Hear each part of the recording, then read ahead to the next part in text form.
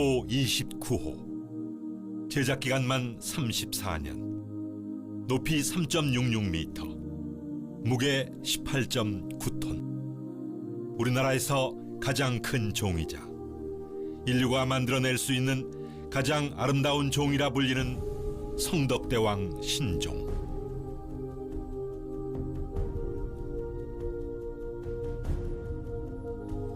서양의 종은 귀에 다 머리를 울릴 뿐이지만 한국의 종은 심장에 다 마음을 울린다. 끊어질 듯 이어지고 다시 끊어질 듯 이어지며 수 킬로미터 밖까지 전달되는 아름답고 신비한 소리. 주파수가 약간 다른 두 개의 파동이 서로 간섭하면서 합성파를 만드는 현상. 맥놀이 현상이 성덕대왕 신종만의 길고 아름다운 여음을 만든다. 소리의 주파수는 64Hz. 음악의 기본음 도. 당좌의 위치는 스윗스팟. 종소리가 가장 아름답게 울릴 수 있는 최적의 위치에 해당하며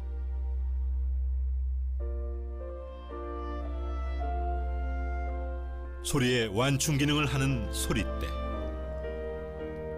연꽃돌기는 종의 소리를 조율하고 가장 아름다운 맥놀이가 퍼지는 당좌와 비천상, 그리고 여음을 지속시키도록 설계된 오므라진 입구. 8세기 통일신라의 위대한 과학기술이 모두 집약된 인류 최고의 종 성덕대왕 신종. 또 하나, 성덕대왕 신종이 인류가 만든 가장 아름다운 종이라는 찬사를 듣는 이유. 그것은 바로 장중한 형태미를 갖추었을 뿐만 아니라 정교하면서도 결코 뒤떨어지지 않는 수려함이다. 용류라 불리는 종의 고리에 아주 치밀하게 묘사된 용의 모습에는 생동감이 넘치고, 성덕대왕 신종 문양의 백미라 불리는 비천상은 향로를 받쳐들고 옷자락을 휘날리며 꽃구름과 함께 오르는 그 모습이 더없이 우아하며, 넝쿨무늬로 띠를 두른 장식 문양들은 그 정교함에 감탄이 나온다. 모든 미술문화의 총체적인 완성이 바로 이 8세기 중엽의 경덕왕대입니다. 이러한 경덕왕대도 결국 이루지 못하고 그 다음 때 이루어졌다는 얘기는 이 종을 만들 때 얼마나 심혈을 기울이고 굉장히 많은 노력이 있었는가를 볼 수가 있습니다. 최고의 그 장인들과 기술과 모든 통일신라가 갖고 있는 과학기술이 총망라된 작품이 바로 이 성덕대왕 신종이라고 할 수가 있는 거죠. 우리나라 종 중에서 크기뿐이 아니라 아름다움, 그 소리, 면에서 단연, 으뜸이라고 할 수가 있는데요. 성덕대왕의 신종이 갖고 있는 이런 문양의 아름다움은 정말로 그 섬세하게 표현되어 있는 상대와 하대의 그러한 그 보상 당초문이라든가 당자에 표현된 연꽃무늬, 두구의 공양자상이 있거든요. 그 공양자상의 아름다움은 바로 이 성덕대왕 신종이 왜 우리나라 한국보험 중에서 가장 으뜸이 되는지, 그리고 가장 한국 종에서 아름다운 종이 바로 이 종이라는 것을 분명히 실감할 수 있는 것이 바로 이러한 문양의 세부 표현에 있다고 할 수가 있겠습니다. 그 모양은 큰 산이 선 듯하고 소리는 용이 우는 듯하여 위로는 하늘 끝까지 그 소리가 울려 퍼지고 아래로는 지옥에까지 그 소리가 스며들어가니 종을 본 사람은 기이하다 하고 그 소리를 들은 사람은 복을 받을지어다. 이렇듯 세상을 깨우고 천년을 이어갈 소리였기를 바라며 만들어진 성덕대왕 신종은 신라의 예술혼이 과학기술과 만나 이루어낸 위대한 문화유산이다. 성덕대왕 신종은 771년에 주조를 했는데 1300년 전이죠. 약 20톤이나 되는 중량물을 주조를 했다 하는 거, 이거는 참 대단한 노력과 기술과 힘이 들었다 하는 것을 증명하는 것이죠. 그렇다면 그만 장기간 동안에 얼마만큼 실패를 거듭했는가, 또는 노력을 얼마만큼 들었는가 하는 것을 우리가 추적을 해볼 수가 있겠죠. 성덕대왕 신종은 그 타격음의 웅장함이나 조화로움 측면에서 세계 최고의 종소리로 평가받고 있습니다. 특히 가장 오래 지속되는 여음의 경우는 그 적절한 맥놀이와 끊어질 듯 이어지는 박력 때문에 아주 신비한 소리를 낸다고 볼 수 있겠습니다. 지난 1000년간 쉼없이 울렸던 성덕대왕 신종은 종의 보존을 위해 2003년 타종이 금지되었으나 경주시는 그 울림의 희망과 가치를 이어 새천년으로 울릴 새로운 종의 필요성을 인식하고 인류 최고의 유산 성덕대왕 신종을 재현하기로 결정했다.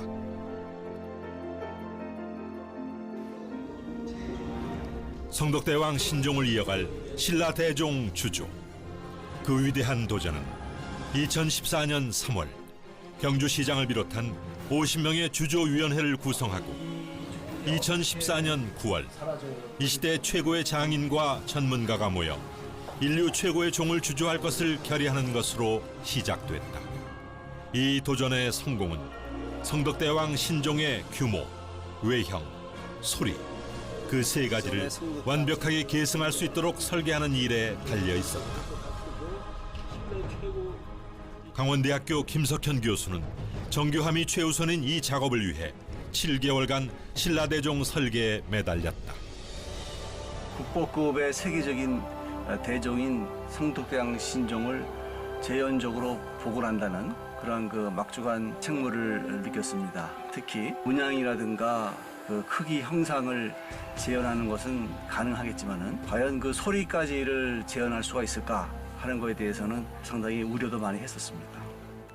기초 설계, 그다음에 구조 해석을 통해서 고유 주파수를 계산을 하고 이 합성을 통해서 소리를 예측해보고 하는 음향 설계 과정에서 한 석 달 정도. 종소리를 결정하는 고유 주파수 성분들을 해석을 통해서 그러한 주파수 성분들을 합성을 해서 소리를 만들어서 과연 이 소리가 성덕대왕 신종의 소리에 얼마나 근접하는가 하는 것을 평가하면서 점차적으로 접근시키는 그런 단계적인 과정을 거쳤습니다.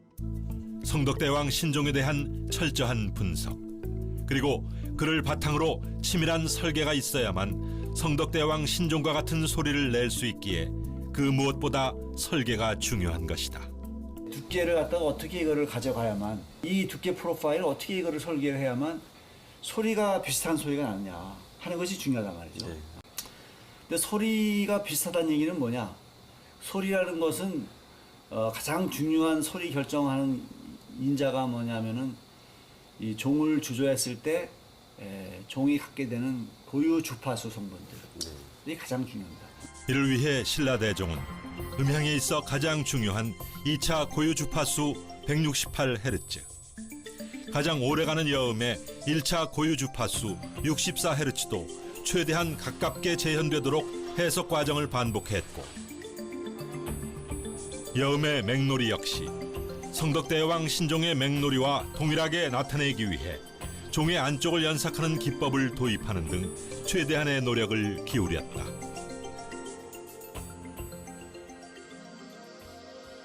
신라대종의 외관은 경주박물관 종합보고서와 고 염영하 교수의 측정치 그리고 성덕대왕 신종의 사본 측정치를 종합적으로 검토하여 결정됐고, 하대 두께는 203mm로 고정하고 논의 끝에 결정된 외관 치수를 토대로 100mm당 내경 직경을 변수로 지정하여 다양한 치수를 조절하여 반복 지정했다.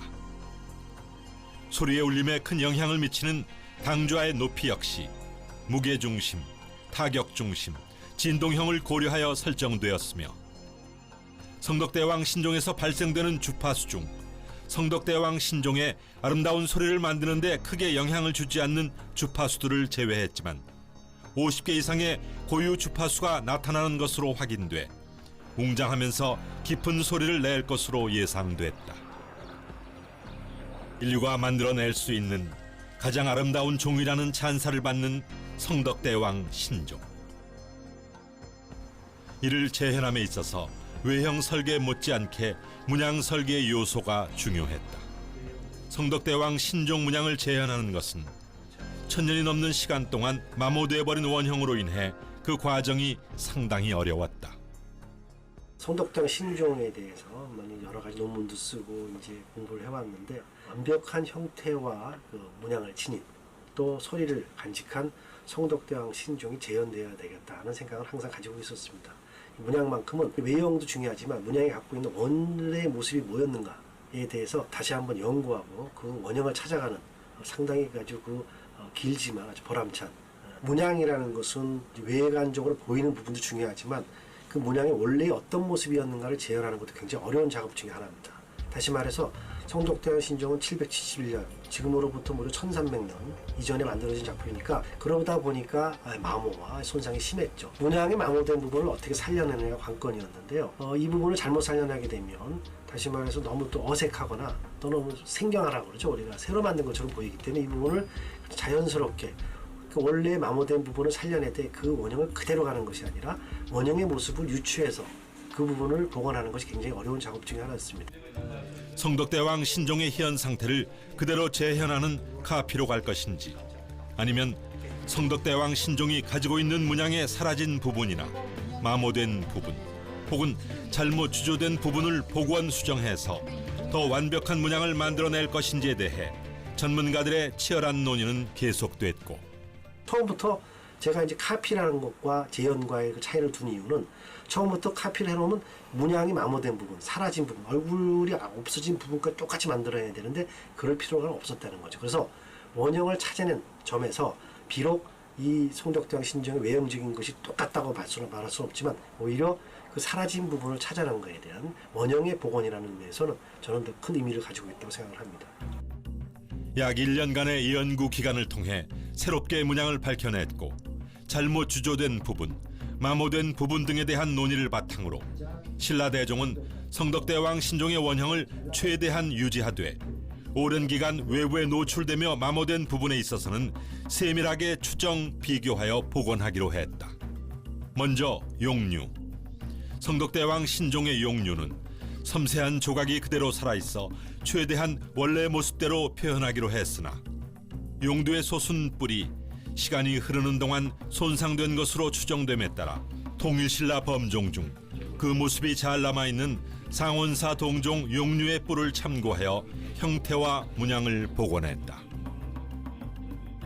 상대와 하대는 전체 문양에서 마모된 부분을 원상태로 복원하여 제작하기로 했는데 다른 문양에 비해 심각한 마모가 없는 부분이어서 비교적 원형이 잘 남아있는 부분을 참고하여 조각했다. 연곽과 연뢰는 총 4면이 조각되어 있는데 그중 마모가 가장 덜한 문양을 기본으로 하여 재현했다.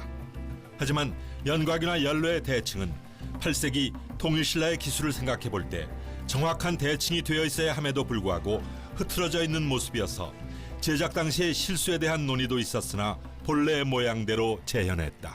오대산 상원사종이 성덕대왕 신종보다 한 50여 년 앞서서 725년, 성덕대왕 신종이 771년인데 아마 두 종이 한국 범종을 대표하는 작품이라 할 수가 있겠고 그 와중에서도 이제 가장 많이 만들어지는 종들이 바로 성덕대왕 신종에 대한 모방 작품이 많습니다. 근데 우리가 봤을 때 성덕대왕 신종이 그만큼 우수하고 아름답기 때문에 그 종을 그대로 따르고 복원하는데 그것을 그대로 할 것이냐 아니면 똑같이 카피할 것이냐 이런 그 여러 가지 그 회의와 이걸 거쳐서 우리가 복원을 어떤 그 주안점을 참았는데요. 복원적 재현이다라고 생각하시면 되겠습니다. 예를 들자면 그 부분에서 마모된 부분을 살려내고 그럼 잘못된 부분을 다시 원형대로 갈 것이냐 그건 아니라는 얘기죠. 그때 그 당시의 장인들과 771년에 성덕대왕 신종이 만들어졌을 때 과연 그 장인들이 그걸 못 만들어서 했을 것인가 아니면 이것을 일부러 그렇게 했을 것이 우리는 평가할 수가 없다는 얘기죠. 종이 갖고 있는 원형은 그대로 살리되 다만 문양 부분이 잘못 나온 거죠. 이건 원형 그렇게 했는데 그 부분이 조금 주조가 덜 들어갔다든가 이런 부분을 살려내지만 그것을 뭐 올바르게 핀다든가 약간 삐뚤어진 것을 바로 하는 것보다는 원형이 갖고 있는 그것을 그대로 살리되 다만 사라지거나 마모된 부분을 재현하는 복원적 재현이라는 데 주안점을 두어서 만드는 것이 그 당시에 그 선인들의 그러한 신종을 갖다가 우리가 현재에 와서 되살리는 가장 올바른 길이 아닌가 생각했습니다. 일부러 못 만들지 않았겠죠. 다만 요런 부분에서 의도적으로 했을 가능성도 있다는 걸 염두에 뒀다는 거죠. 예를 들자면 이렇게 삐뚤어 하는 것이 또는 약간 맞히지 않는 부분이 오히려 종에도 이렇게 어색한 부분이 사라질 수 있다. 여러 가지 경험상 했을 것이고, 또 하나는 하다 보니까 진짜로 주조 당시가 잘못 나올 수도 있었을 거예요. 근데 완벽한 잘못이었으면 분명히 이것은 다시 만들었을 텐데 그 정도가 아니었기 때문에 감안을 하고 사용치 않았을까. 그런 점에서 원래의 모습을 그대로 변형을 이루지 않는 것이 올바른 것이라고 판단을 했었습니다. 성덕대왕 신종 문양의 백미로 손꼽히는 공양좌상, 일명 비천상을 재현하는 것은 문양 설계를 맡은 최응천 교수를 가장 고민하게 만든 부분이었다.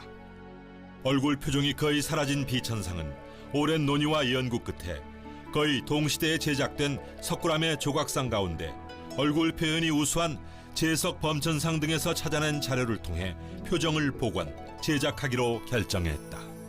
또한 비천상이 들고 있는 향로는 원형에서 정확한 형태를 알 수 없어 원형을 고증하는 데 상당한 애로가 있었다.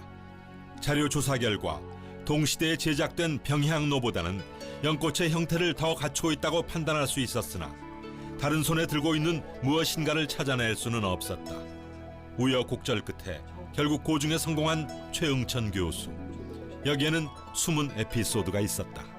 몸체에 나타나고 있는 그 공양자상, 향로를 받쳐들고 하늘을 향해서 염원하는 이 공양자상이 4구가 이제 조각이 되어 있는데, 아시다시피 얼굴이 다 마모가 됐습니다. 얼굴은 표현이 안 돼 있고 원래부터는 잘 돼 있었겠죠. 근데 그 부분이 어떤 모습이었는가를 저희는 굉장히 찾아보기 어려웠어요.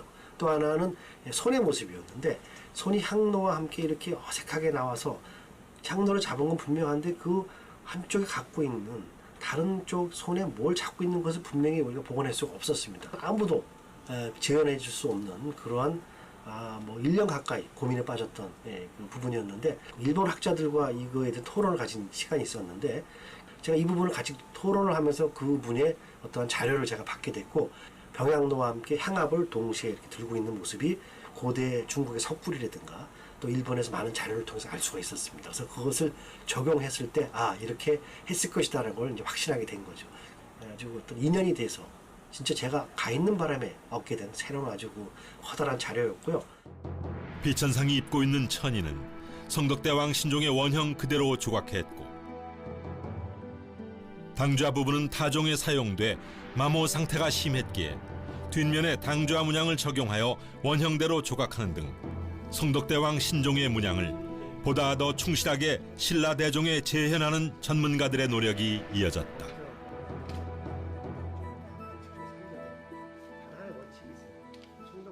원형 성덕대왕 신종의 용류 부분, 용두 부분에 보면 뿔이 현재 없습니다.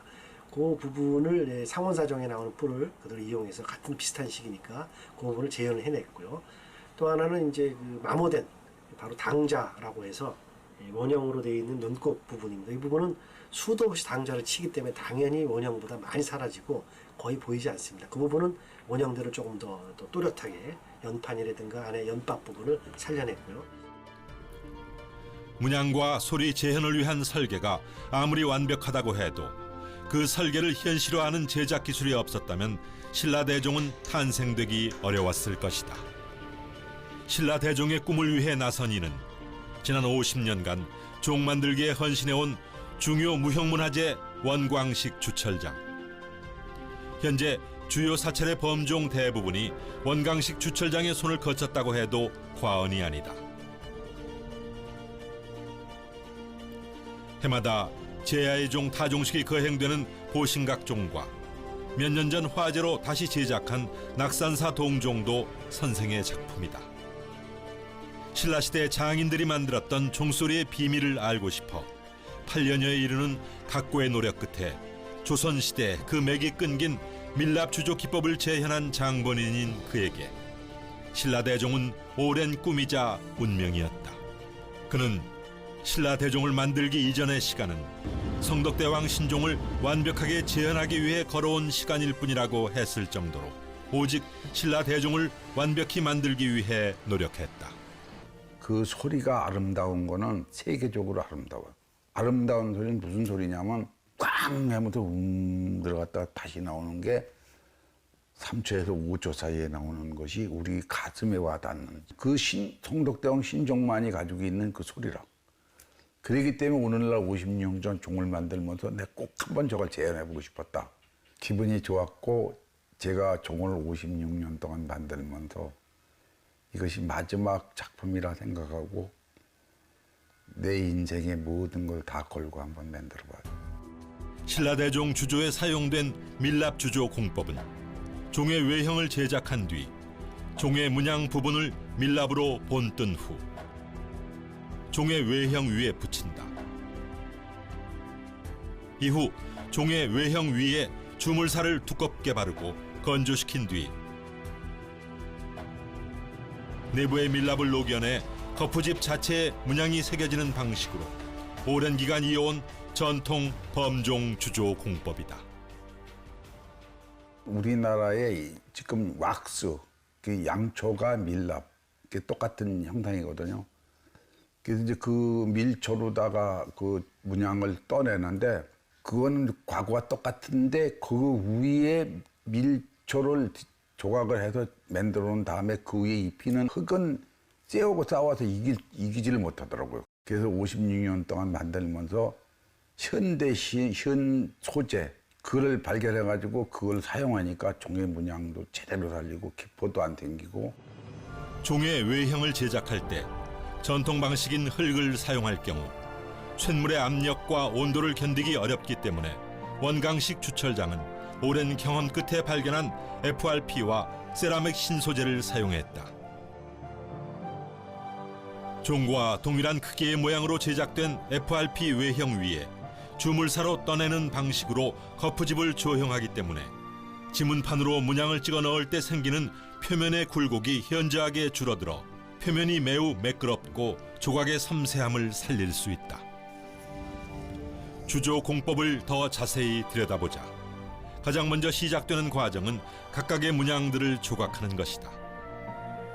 성덕대왕 신종의 각 문양을 복제한 다음 석고를 사용하여 복제한 문양을 다시 정교하게 교정하는 과정을 거친다.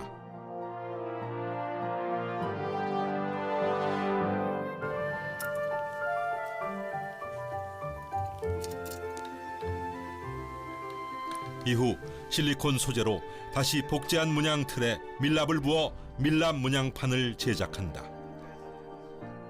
문양판 제조가 완료되면 종의 크기와 똑같이 제작된 석고 위에 FRP를 두껍게 덧칠하여 건조시키는데 이 과정 역시 덧칠과 건조를 병행하기에 상당한 시간과 인력이 소모된다.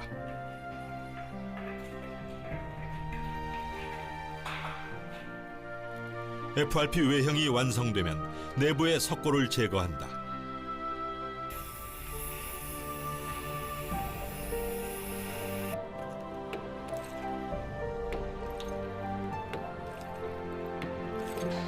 이후 석고가 제거된 내부에 다시 FRP를 바르게 되는데 이때 내부 설계가 중요하다. 종의 각 문양은 양각으로 표현된다.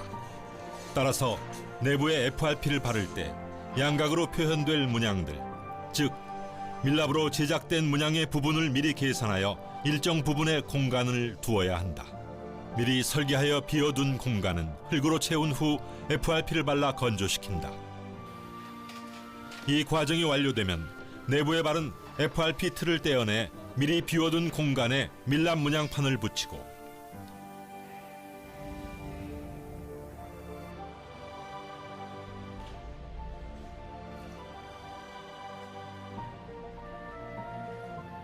미세한 분말 상태의 주물살을 바른 후 응달해서 건조한다. 이렇게 주물살을 바르고 말리는 과정은 상당히 오랜 시간이 걸리는데 5cm 정도 두께의 주물사가 건조되면 그것이 최종적인 종의 외형 틀이 되기에 신중을 기할 수밖에 없다. 제일 중요한 게 문양을 아무리 조각을 잘했어도 그 문양을 살려내는 건 코팅이 되는 게 그 아까 돌가루 코팅이 되는 건데 그걸 28번을 해요. 28번을 해가지고 그걸 또 건조시켜. 그거 가지고 식혀놨다가 그걸 다시 절판 왁에다 넣고 다져가지고 그것도 내형틀에다 씌우는 과정이 그게 돌가루 코팅이 되는 거예요. 그게 종을 나오게 하는 핵심이야. 그 옛날에는 이게 흙으로 둘러가지고 거기다 문양을 대고 두들겨 찍고 흙물을 발라가지고 했거든. 흙물이 째를 못 이겨. 그게 싫어서 지금 현대 방법을 내가 응용한 거지. 주물사 건조가 완료되면 내부의 FRP와 밀랍을 녹여 제거하고 쇳물이 닿을 부분을 더욱 섬세하게 다듬는다. 외형 틀에 습기가 들어가지 않도록 내부를 건조시키는 작업 역시 빠뜨릴 수 없다. 종의 외형이 완성되면 종 내부의 모양을 만들어낼 내형 틀을 제작한다. 정방형 주형 틀 위에 철골 구조물을 만든 후 설계의 치수대로 모래와 흙을 다진다. 흙이 굳으면 또 하나의 단계를 거치는데 천도가 넘는 쇳물에 내형 틀이 달라붙는 것을 방지하기 위해 흑연 도형제를 바르고 말린다. 이 과정을 가볍게 넘기게 되면 쇳물이 굳은 후 내형 틀과 종이 달라붙어 실패로 끝나기 때문에 간단히 넘길 수 없는 작업이다.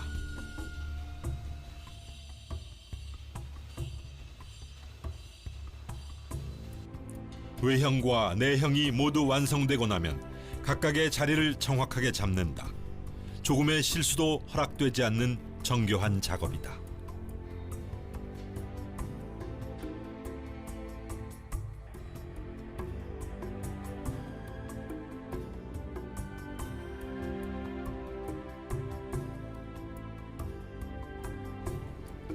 이후 쇳물이 들어갈 주입구 위로 외형 틀을 지지할 철골 구조물을 세운다.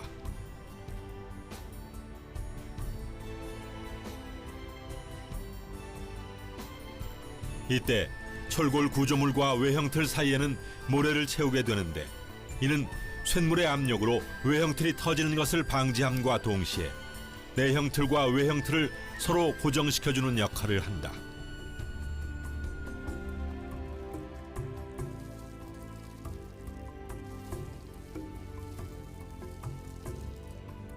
성덕대왕 신종을 복원적으로 재현하는 신라 대종이지만 성덕대왕 신종은 위에서 쇳물을 붓는 상주법으로 제작되었음에 비해 신라 대종은 밑에서부터 쇳물이 차오르도록 하는 하주법을 적용했다. 주조 과정에 참여한 서울대 나형용 명예교수는 상주법과 하주법에 대해 이렇게 설명한다. 성덕대왕 신종은 상주법으로 주조를 했어요. 다시 말하면 쇳물을 위에서 직접 그 주형에다가 주입을 했다는 말씀이에요. 쇳물이 위에서 떨어질 때 주형을 열 충격에 의해서 깨트릴 수도 있고 또 아까 말했듯이 장시간 부었기 때문에 팽창해서 떨어질 수도 있고 쇳물이 떨어질 때 비산하니까 그때 포함되어 있던 여러 가지 공기라든가 또 발생한 가스가 완전히 배출되지 못해서 성덕대왕 신종을 자세히 보시면은 그런 결함들을 우리가 많이 발견할 수 있는데 조그마한 구멍들이 여러 개 나와 있고 그런 주조 결함이 많이 발생하는 하주법이라는 것은 쇳물을 맨 밑에서부터 위로 올라오게끔 주조하는 방법이에요.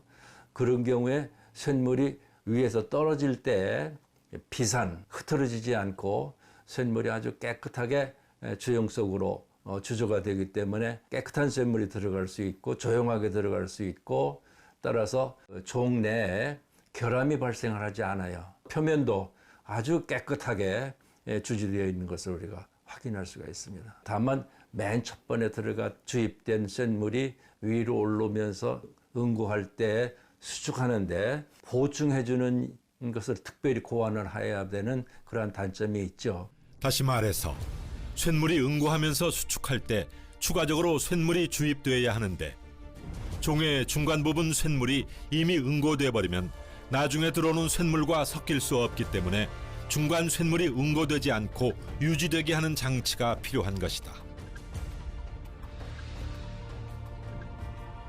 이를 위한 장치가 바로 앞탕 슬리브다. 종의 제일 윗부분, 즉 용류 부분 위로 철골 구조물을 높여 설치하고 백업 샌드를 채울 때 가스구멍에 앞탕 슬리브를 연결하여 함께 묻는다.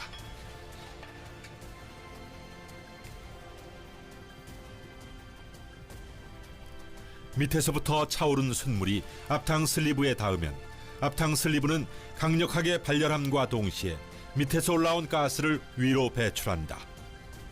앞탕 슬리브가 열을 유지하면서 종의 중간 부분의 쇳물이 굳지 않고 추가적으로 유입되는 쇳물과 섞이며 천천히 농밀하게 채워지는 것이다. 구리 85%, 주석 15%의 비율로 녹인 모합금 과정을 통해 쇳물이 준비되면 이제 대망의 순간을 맞이한다. 쇳물을 붓는 일정에 대해 원강식 주철장은 항상 봄을 고집하는데 여기에는 이유가 있다. 이 기후가 굉장히 민감한 게 저게 기후가 우중이래. 여름이면 비가 오면 쇳물 쪽으로 습도가 빨려 들어가요. 우리는 안 보여. 온도가 극히 떨어진다고. 내가 원하는 온도가 아니라 내가 딱 이 온도를 해야 되겠는데 그거 그냥 극기로 내려가는 거예요. 추면. 봄. 집도 봄에 짓는 집이 좋고 가을집보다 봄집이 좋다고 모든 거는 만물이 움틀째 붙는 게 치고요. 경주시에다가 내가 5월 달에 날씨가 제일 좋다 그래가지고 1년이 그래도 연기야. 쇳물을 가능한 빠른 시간 내에 1150도에서 1200도까지 가열한 다음 이것을 주형틀 위로 운반한다. 드디어 쇳물을 붓는 순간.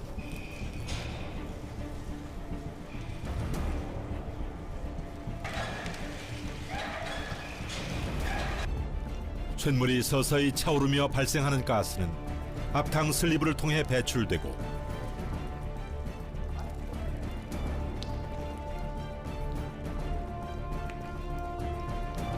넘쳐 흐른 쇳물은 추가적으로 부어주는 쇳물과 함께 다시 주형 안으로 들어가 쇳물이 응고할 때 수축하면서 부족해지는 부분을 보충하게 된다.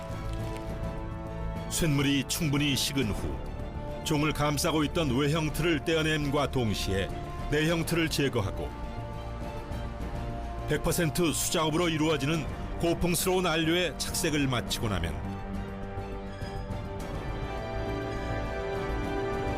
드디어 신라대종이 제 모습을 드러낸다. 맨 밑에 부분, 중간 부분, 윗부분이 조성이 각각 다르게 나타나요. 금속 조직에 나타난 경질의 양이 얼마나 많으냐에 따라서 소리가 맑고 좀 탁하고가 결정이 되는데 신라대종의 경우에는 주석을 약 15%를 기준해서 우리가 주조를 했고 성덕대왕 신종이든 우리 신라대종이든 거의 그렇게 15% 내외로 돼서 그 소리를 맑게 또는 길게 낼 수 있는 그런 특징을 가지고 있다고 볼 수 있습니다. 통일 신라에서 이어져온 전통 방식 위에 현대의 기술력이 더해져 신라대종은 성덕대왕 신종만큼이나 치밀하고 섬세하게 주조됐고 이는 음향 측정을 통해 증명됐다. 측정 결과 고유 주파수 성분이 어울리면서 성덕대왕 신종과 거의 동일한 주파수 안에서 웅장한 타격음을 냈으며 화음도 역시 성덕대왕 신종과 거의 일치했다.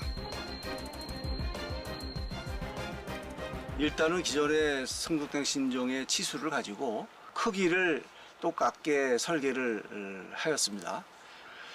그렇게 설계했을 때 나오는 소리가 과연 성덕대왕 신종의 웅장하고 아름다운 소리에 걸맞는 소리가 나오는가. 소리를 지배하는 고유 주파수 성분들이 수십 개가 있습니다. 이러한 그 고유 주파수 성분들을 성덕대왕 신종의 측정치에 거의 비슷하게 맞도록 설계를 하는 것이 가장 이제 어려운 문제였고 내부의 두께의 분포를 미세하게 조정을 하면서 고유 주파수 성분들을 일치시키도록 이렇게 노력을 하였습니다. 종소리에서 가장 오래 지속되는 여음의 주파수 역시 64Hz로 나타나 성덕대왕 신종의 주파수와 일치하는 결과를 보여주었다. 종소리에서는 이제 가장 오래 지속되는 소리를 여음이라고 합니다. 가장 낮은 음이죠. 그 여음의 경우는 성덕대왕 신종이 64Hz, 1초에 64번의 진동을 통해서 소리가 나오게 됩니다. 그런데 신라대종의 경우에 똑같은 64Hz, 좀 더 정확히 말씀드리면은 0.01Hz까지 똑같습니다. 타격음의 그 높이를 결정하는 주파수 성분인데 이것이 성덕대왕 신전의 경우는 168Hz입니다. 1초에 168회 진동으로부터 나오는 소리인데 이것이 신라대종의 경우는 171Hz, 그래서 1초에 171회 이제 진동을 통해서 나오게 됩니다. 그래서 거의 일반 사람들이 높이 차이를 느끼지 못하는, 그래서 결과적으로는 타격음의 높이도 거의 일치한다. 맹놀이 또한 성덕대왕 신종의 2.9초와 비교했을 때 신라대종은 3.2초로 나타나면서 사람이 한 번 숨을 들이쉬고 내쉬는 시간과 비슷해 듣는 사람의 심금을 울리게 만드는 살아서 숨을 쉬는 듯한 맹놀이가 유지되는 것을 볼 수 있었다. 이것은 강원대학교 김석현 교수 연구팀의 맹놀이 조절이라는 공법을 통해 보정한 것으로 처음 신라대종 주조 당시 20초에 달하던 맹놀이 주기가 3.2초로 조절된 것이다. 단조롭게 이렇게 쭉 커졌다 작아졌다가 아니라 그냥 이렇게 쭉 한음으로 들리게 되면은 그러니까 이 우리나라 종의 그 특성이 없어지는 거거든요. 맹놀이가 되게 좋은 특성인데 음이 죽었다 살아났다 죽었다 살아났다 커졌다 작아졌다 이렇게 쭉 연결돼야지 이제 좋은 소리라고 저희가 얘기를 하거든요. 근데 그때는 튜닝 전에는 그 소리가 안 나왔어요. 1차 맹놀이가 없었기 때문에 이번에 측정을 해봤을 때는 그 맹놀이 선명도가 커졌다 작아졌다 하는 게 굉장히 좋아졌고 그 주기도 아주 적절하게 잘 튜닝이 됐다라고 저희가 지금 보고 있습니다. 맹놀이 조절 후 맹놀이가 잘 들리는 포인트 역시 성덕대왕 신종의 4곳에 비해 2배에 달하는 8곳으로 나타났다. 비록 중량 부분에 있어서는 다소 차이가 있었지만 소리의 완벽한 재현을 위한 선택이었다.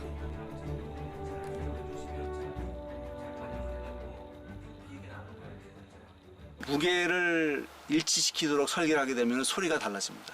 고유 주파수 성분들을 정확하게 맞추면서 소리를 거의 일치하도록 만드는 결과 무게가 한 10% 정도 증가하는 형태로 나왔습니다. 그래서 내부에 기포가 어느 정도 있는 성덕대왕 신종보다는 무게가 조금 더 나간다, 이렇게 볼 수 있겠습니다. 그렇게 천일의 시간을 지나 신라대종은 성덕대왕 신종의 완벽한 재현으로 이 땅에 태어났다. 천일의 시간을 통과하며 완성된 이 시대가 만들어낸 최고의 종 신라대종. 그 신라대종이 첫 울림식을 갖는 날이다. 새천년을 울릴 그 첫 울림이 세상에 태어나는 순간 현장에 있던 모든 이들은 그 소리에 감동했다.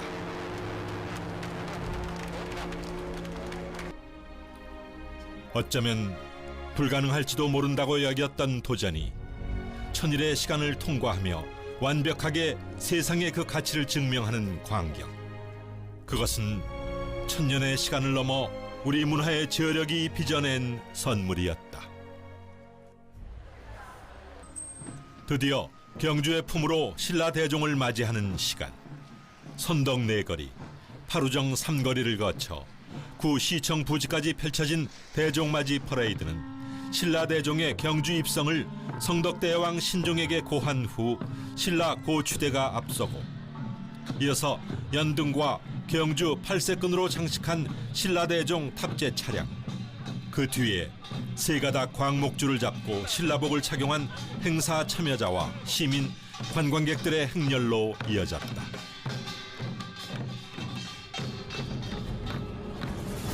그렇게 신라대종은 시민과 관광객들의 환영을 받으며 천일간의 긴 기다림을 끝내고 자신의 자리를 찾았다.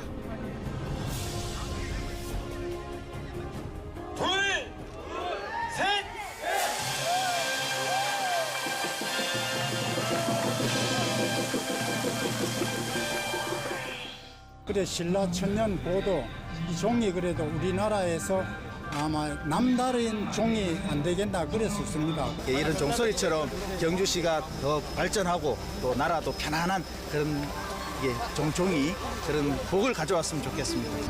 日本にも鐘はあるんですけども、このような鐘を見せていただきまして、大変本当に何か日本と、韓国とのなんか関係というものをそういうのを感じるような鐘だなと私思っております。本当にすごい、感動する音と申しますか、心に響く音という感じがいたしました。이 종이 이제 신라 대종이 완성이 됨으로써 성덕대왕 신종의 타종을 대신해서 해줄 수 있다는 게 참 좋은 것 같아요. 신라 대종의 종각은 각계의 여론을 수렴하여 도심 경제 활성화를 위해 구시청 부지에 설치됐으며 향후 이곳에서 제야의 종 타종을 비롯 국경일과 시민의 날, 신라 문화제 등 주요 행사 때 타종할 계획이다. 인류가 만들어낸 가장 아름다운 종이라 불리던 성덕대왕 신종의 재현을 위해 지난 천일간 많은 이들이 자신이 가진 모든 능력과 열정을 오직 신라 대종을 위해 쏟아왔다. 한순간도 쉽지 않았고 한 과정도 간단치 않았던 제작 과정 동안 그들이 느낀 것은 무엇일까? 그 종이 나왔을 때 실질적으로 우리가 원하는 만큼의 문양과 이 아름다움을 정말 재현할 수 있었을까라는 기대가 컸고요. 기대 이상으로 아주 그 문양이 잘 나오고 아름답게 그 형태가 나왔을 때고 굉장히 기뻤고, 성덕대왕 신종에 상당히 근접한 결과 저희 그 전체 그 제작진으로서는 상당한 그 자부심을 느꼈고 후세에 아주 좋은 종소리를 남겨줄 수 있다는 것에 대해서 보람을 느꼈습니다. 현대 기술로 이렇게 재현하는 거에 대해서 참 이제는 가능하다, 자랑스럽다. 일본에 참여하면서 하여튼 모든 사람들한테, 모든 국민에게 자랑거리를 마음껏 이렇게 세계 사람들한테 말할 수 있게 되어서 다행으로 생각합니다. 난 진짜 그 작품을 통일신라 시대의 종을 내가 다 보곤 했는데 그 종은 원체 크기 때문에 못했는데 나는 이제 내일 죽어도 의미 없이 내 기분 좋게 그 종을 만드는데 난 감사해야 돼요. 천일의 시간을 통해 다시 천년을 이어갈 소리로 탄생한 신라 대종. 이 신라 대종을 통해 천년 고도 경주시는 신라 불교 예술의 정수와 직접 만날 수 있는 세계 최고의 역사 도시이자 인류가 만들어낼 수 있는 가장 아름다운 종을 현대에 되살린 예술의 도시로 새 역사를 써냈다. 이렇게 신라 대종은 경주를 넘어 대한민국을 깨우는 소리가 되어 성덕대왕 신종이 꿈꾸었던 더 나은 세상을 위해 새천년을 쉼없이 울 것이다.